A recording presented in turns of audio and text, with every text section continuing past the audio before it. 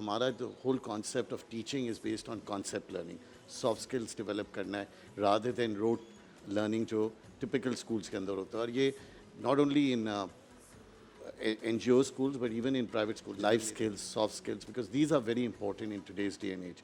तो ये एक चीज़ हम बहुत हैवी उस पर फोकस हमारा है।